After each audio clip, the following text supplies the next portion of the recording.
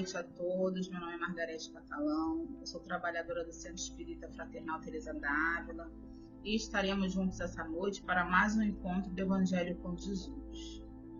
O estudo dessa noite, ele tem como tema o capítulo 22, item 2. Não separeis o que Deus juntou. E também falaremos sobre o livro da vida, capítulo 11, item 15. Mas antes de iniciarmos as nossas reflexões, faremos a nossa prece.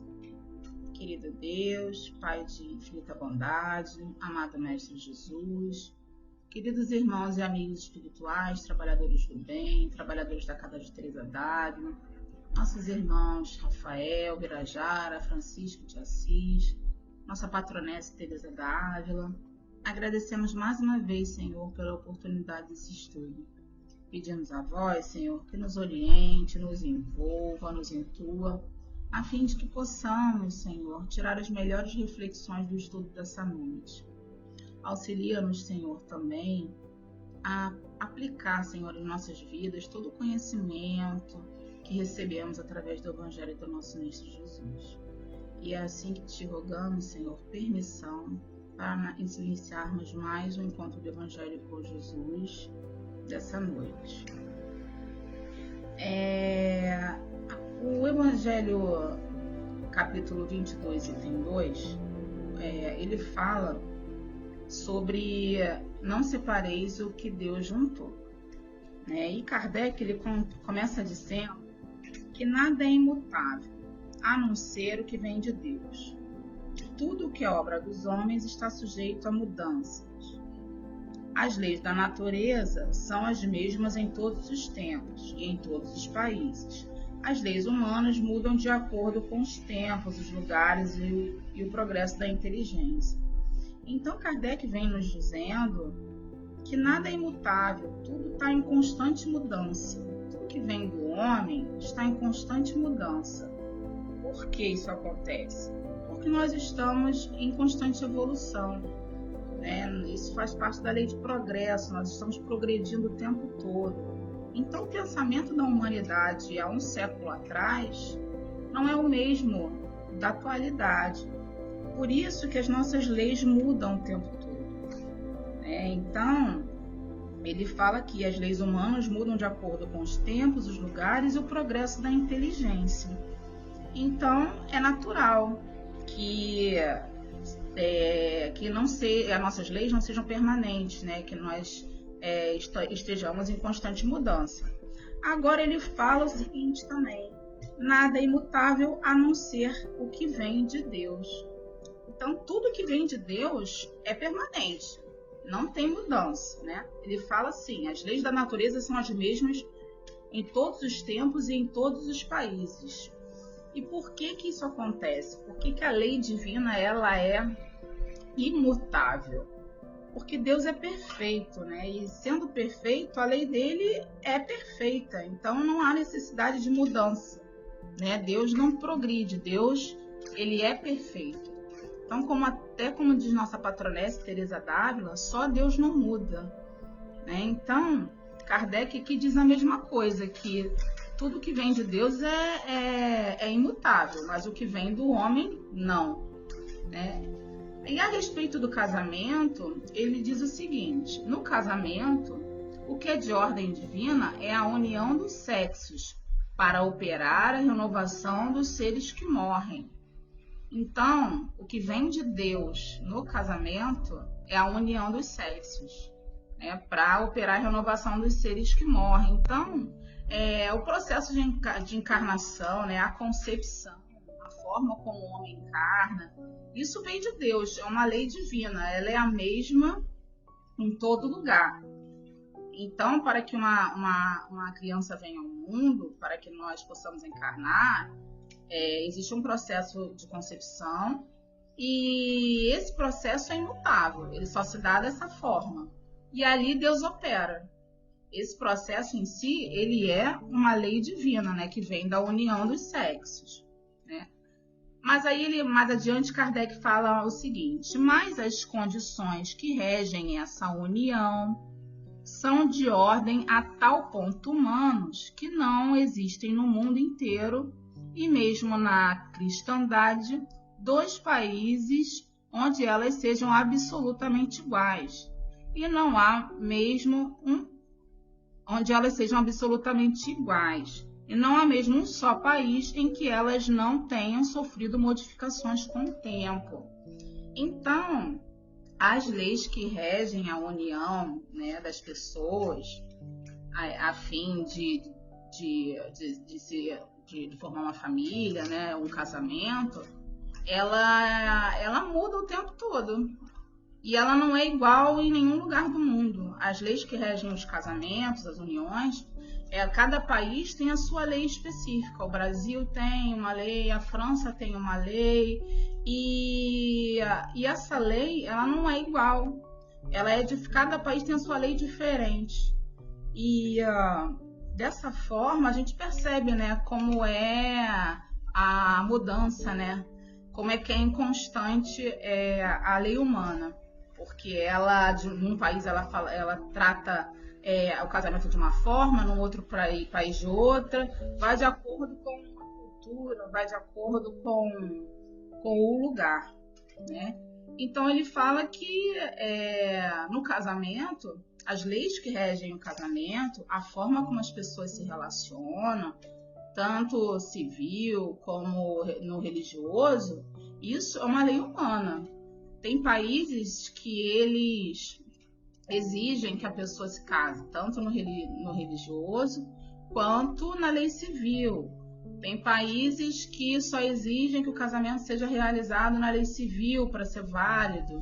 Então, a lei civil, ele fala aqui que ela tem por finalidade regular os interesses das famílias. E esses interesses variam de acordo com os hábitos e as necessidades locais. E assim, esses interesses, né, são os interesses da família, eles muitas vezes são materiais. Lógico que a lei ela tem uma preocupação de que as pessoas se unam e vivam harmoniosamente, há essa preocupação, mas também há preocupação com a questão material, né? Tanto que nós temos regime de bens, né? A pessoa quando se casa, ela casa sob um regime de bens que determina, em caso de separação, como será feita a partilha dos bens, né? Isso tudo é determinado pela lei que rege as uniões, que rege o casamento. Então, aqui nós temos sempre a intervenção do humano, do ser humano nessas relações, né? Nessa questão de decidir os interesses da família, de reger os interesses da família, vem sempre da lei humana, né? Tanto que ela muda com o passar do tempo. A própria lei que rege o casamento no Brasil, ela já mudou muito. Em um século, ela mudou muito. Então, aqui nós podemos dizer que a lei que rege o casamento, ela é unicamente oriunda do humano, e com o progresso da humanidade, a gente acaba mudando mesmo, né? A nossa concepção com relação ao casamento no geral, né? A sociedade acaba mudando as leis com relação às uniões, né? A lei humana também fala sobre as formalidades da celebração do casamento, né? Como eu já falei, questão de ser no civil, questão de ser no religioso. Deus não exige que nós casemos no religioso, que essas uniões aconteçam. Ele é a única, como disse Kardec no início, ele só se refere à lei divina, só se ocupa da união dos sexos, né?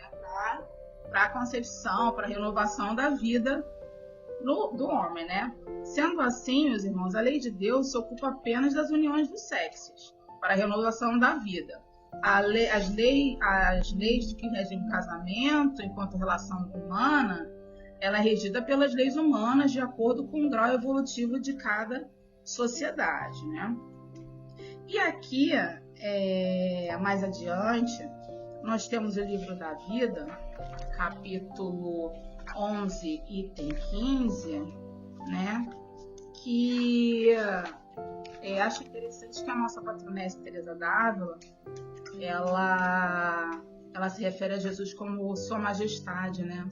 É uma posição de respeito, uma posição de submissão, né?